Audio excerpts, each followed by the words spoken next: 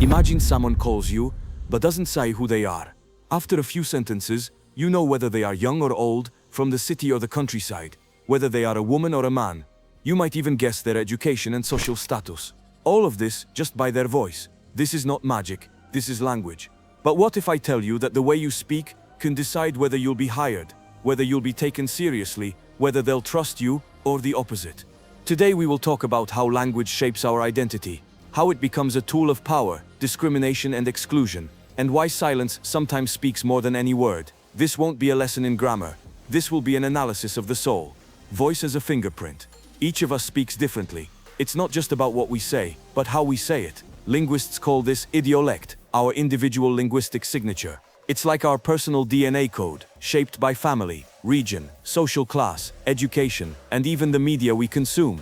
But this code doesn't work in a vacuum. When we speak words, we open doors and invite others to judge us. Do we speak with an urban accent? Does our syntax suggest we read books? Or on the contrary, do we sound rural, provincial, unpolished? This is where the problem begins. Language as a tool of domination. Michel Foucault argued that power doesn't only act through physical coercion, but also through discourse, what and how it is permissible to say. Language is not just communication.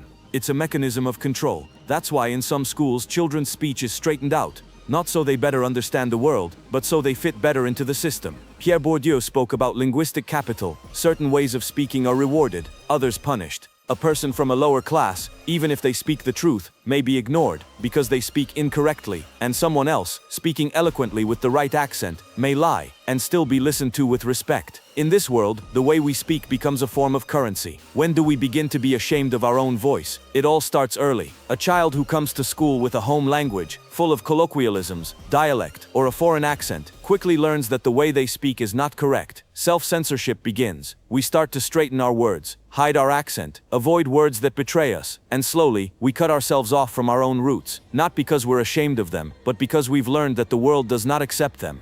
It's a subtle form of violence. It doesn't strike, but it hurts. We start speaking like someone else, so we can be someone else. Speech is a mask. Judith Butler noticed that identity is not something fixed, but performative. We play it, like a role. Our speech becomes part of this game. Someone who has achieved a high social position often speaks completely differently from their family or environment of origin. But this change comes at a price, because every new version of the language we adopt distances us from the previous version of ourselves. In a world where proper speech gives an advantage, many people choose assimilation, but there are also those who choose resistance. Regaining your voice. Frantz Fanon wrote that a colonized person begins to see themselves through the eyes of the colonizer. In the context of language, we start hearing our own voice as foreign, but there are moments when someone says enough. They reject the pressure to speak properly. They speak as they feel, and though they may lose opportunities by doing so, they gain something more important: authenticity. It's not about not learning new forms of language. It's about not having to be ashamed of yourself. Is language a sentence? The voice can betray. It can reveal who you are before you say what you think, but it can also be a weapon. Your words, your way of speaking, can be an act of rebellion. Speak as you wish, not just to be understood, but to be yourself. Because if you don't have the right to speak in your own voice, what freedom do you have? In every culture there are sounds considered natural, norms that set the boundaries of what is considered the proper way to speak. But what happens when your voice goes beyond these boundaries? When it sounds different, when it hints at another social class, another city, another background, then language stops being a tool of communication and becomes a signal of foreignness. It's not just about someone speaking differently, it's about their voice not fitting social expectations. It stops being the voice of a person and begins to be the voice of a problem, the voice of the province, the voice of the lower class, the voice of the other. People who sound not right quickly learn. They know their accent can close doors faster than their words can knock, and that's why many of them go silent, or change their tone, smooth out the edges. They train like actors to pass through the gates of social acceptance. But behind this change lies a question: are you still yourself when your voice is no longer yours? Pierre Bourdieu spoke of the linguistic market, where some voices are worth more and others less, where linguistic correctness is not neutral, it's currency, and not everyone has the same exchange rates. A person with an academic education, speaking the language of the elites, has a high-value voice. They can buy attention, respect, trust. But someone speaking in dialect, with mistakes, with emotion, often only receives mockery or scolding. And again, it's not about content, but about form. Because in this game, grammar is a weapon, and accent is a label. Society has created a subtle system where voices are judged, classified, selected. You don't have to speak badly to be rejected. All you need to do is speak not the way they do. But something is changing. In the age of the internet, language began to democratize. Voices that were previously pushed to the margins are beginning to resonate in the digital space. Accents, slang, regionalisms. What was once a source of shame is now a sign of authenticity. YouTube, TikTok, podcasts, all these platforms have opened doors for voices that were previously excluded. Because now you don't have to go through the filter of academia, corporations or elites. All you need is a microphone and the courage to speak in your tone. This doesn't mean inequalities have disappeared, but one thing has changed. People started listening to other voices, and they began to learn that language does not belong only to those who hold power. Judith Butler argued that language doesn't just describe reality, it creates it. And if that's the case, by changing language, we can change the world. Every word you refuse to conform, every accent you don't abandon, every silence you don't fill with someone else's tone, that's an act of resistance. It's not about rebellion for the sake of rebellion. It's about something deeper, reclaiming your identity through your voice, acknowledging that your sound is legitimate, that you don't have to sound like someone else to be heard, because language is not just a tool, it's a home, and everyone has the right to speak in their home in their own language. Close your eyes and listen to your own voice, not the one you practiced for a job interview, not the one you use at the office or at work, but the true one, raw, intimate, sometimes uncertain. It's the voice of your history, the voice of your mother, your father, the street you come from, the voice of your failures and successes, of what you love and what you're ashamed of. Do you really want to change it just so someone else feels more comfortable? Does your voice have to be a mask? Or maybe, in its imperfection lies your strength. Language is not just the way you speak, it's the way you exist. Don't let anyone take it from you. But is changing your language just about adaptation? Or is it a deeper transformation, a change of identity? Philosopher Ludwig Wittgenstein once said, "The limits of my language are the limits of my world." So when we change the way we speak, we also change the way we think. We expand the boundaries of the world, or we narrow them. A child who grows up in a poor neighborhood and starts speaking like someone from the city risks rejection from both sides. In the place they come from, they become too smart. In the place they aspire to, they remain the outsider. It's a paradox. Language was meant to be a bridge, but it becomes a wall. Do you know that feeling when you're afraid to speak because you know you'll be judged? This is called linguistic shame. It's not shame about what you say, but how you say it. Millions of people are silent, not because they have nothing to say, but because they fear being ridiculed. This mechanism has deep social roots. Power has always been tied to language. The aristocracy spoke a different language than the common people. And today, the elites use a cultivated, clean and correct language. But what does correct mean? Who decides that? Michel Foucault said, "Power does not only speak, it decides what can be said." That's why language is so closely connected to control. When you learn a new way of speaking, you don't just absorb new words, you absorb new values. You speak like the majority to avoid rejection. But when you begin to speak like those in power, you gain access to a world that was previously closed. And here we come to the key issue, self-awareness. Do you know why you speak the way you speak? Do you consciously choose your language? Or do you just repeat patterns to survive? Are your accent, your words, your pace yours? Or are they a copy of someone you wanted to be?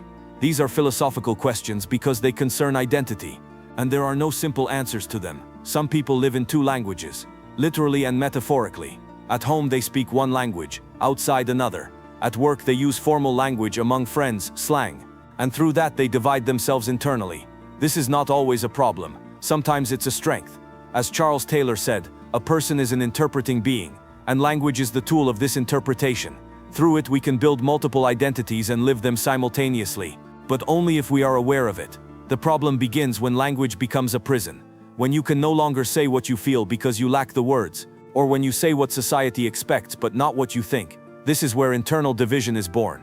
This is how alienation begins, cutting off from oneself. It's no coincidence that totalitarian regimes always begin with controlling language. Change the words, change the thinking, change the thinking, change the person.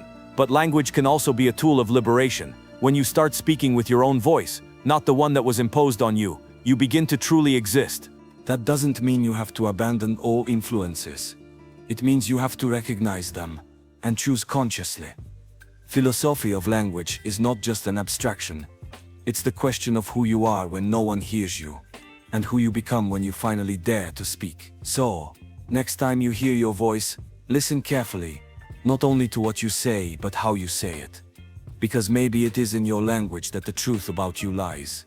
And if you learn to read it, you will stop pretending. And you will start being. Why do we feel ashamed when we change the way we speak? Because language is a tribal ritual. The way we speak says, I am one of you. And when we begin to speak differently, we automatically stop fitting in. Even if this change is driven by the need for development, education, or self-improvement, others see it as a betrayal. Language then becomes a tool of exclusion. You're no longer one of us. But do we really have an obligation to be like our ancestors? Is language a heritage that must be carried endlessly? Or is it a tool that we have the right to transform? In sociology, there is the concept of cultural capital. It's not money that decides our position, but the language we use, the knowledge we have, and how we present it. Bourdieu showed that the education system rewards those who know the elite language from birth. Children from working-class homes are not less intelligent, they just speak differently. And the system judges them not for the content, but for the form. It's like judging an opera singer by rap standards, or vice versa. Language is therefore both a weapon and a prison. Those who don't speak correctly are left behind. But what happens when we try to fit in? We learn a new language, a different accent. We read other books, change our tone of voice, intonation, even the way we ask questions. But with every change we lose something. Some say, you sound unnatural. Others say, you're putting on air. It's a paradox. The more you try to adapt, the more foreign you become, both here and there. For your old friends, you're already someone else. For the new ones, you still don't quite belong. Your language becomes a mix, as if you were speaking in two systems simultaneously. You are no longer from here nor from there. Those who control language also control discourse. When a politician changes the term poverty to deficit of opportunities, they don't do it by accident. It's a strategy. Words distort reality, or create. If you say someone is entitled instead of needy, you automatically strip them of the right to help. This is how symbolic power works. It doesn't need a club or censorship. A mere redefinition of concepts is enough. That's why Orwell was right. Language can be used for enslavement, even if it's spoken with a smile. In today's world, each of us lives at the intersection of many languages. We speak one language at home, another at work, and another on the internet. We adapt. It's a form of survival. But in all this, are we still ourselves? Or have we become a hybrid? A person who changes language masks, depending on the environment. Globalization not only broadens horizons, it also blurs them. It's becoming harder to answer, who are you, without asking, in which language should I respond? When you learn a new language, you don't just speak differently, you think differently. Some languages don't have a future tense. Others don't have the word guilt in our moral sense. Every language filters reality differently, and by doing so builds a different consciousness. So maybe the biggest illusion is the belief that language is just a tool. Maybe it's language that speaks through us, and not the other way around. We won't escape language. It creates us, shapes us, reveals and masks us at the same time. You can try to change it. You can learn it. You can fight with it, or celebrate it. But it will never be neutral. The question is, can you be a conscious user of language, or just its victim? Because it's not just words that create the world. It's words that decide in which world you can live. Language not only reveals who we are, it also decides who we are allowed to be. Power often manifests through control over language. Notice, politicians, the media, institutions, they all use language to shape reality. Not through censorship, but through redefinition of concepts. VAR becomes a military operation, firing people becomes personnel optimization, and poverty becomes a difficult economic situation. When we change words, we change the way we think. And this is not a new invention. George Orwell already warned that those who control language, control thoughts. Because if you don't have a word to describe injustice, you can't even think about it, let alone name it and oppose it. But there's one more paradox. Though we live in an age of chatter, constant commentary, podcasts, stories and live streams, we are terrified of silence. Silence becomes awkward. Those who don't speak are hiding something. Those who are silent are strained. Yet, philosophy begins precisely where silence falls, where automatic responses end, and questions without ready conclusions begin. It is in silence that reflection is born. As Pascal wrote, All of man's unhappiness comes from his inability to sit quietly in a room. On the other hand, language is also a mask. You can speak fluently, eloquently, correctly, and still say nothing. You can hide behind cliches, quotes, beautiful sentences, and we are masters at this. We don't speak to be understood, but to avoid being recognized. Because identity is not just who we truly are, it's also who we pretend to be in front of others, and sometimes even in front of ourselves. And often, it is language that allows us to maintain this game, the blurry line between sincerity and facade. Not just what happens in schools, corporations, and offices, places where standard language applies. Those who don't speak properly are seen as less competent. And yet intelligence doesn't determine whether someone knows the prestigious language. It's more about social position, environment, and access to education. Yet we treat speech as a litmus test of a person's value. If they don't speak like us, that means they're not one of us.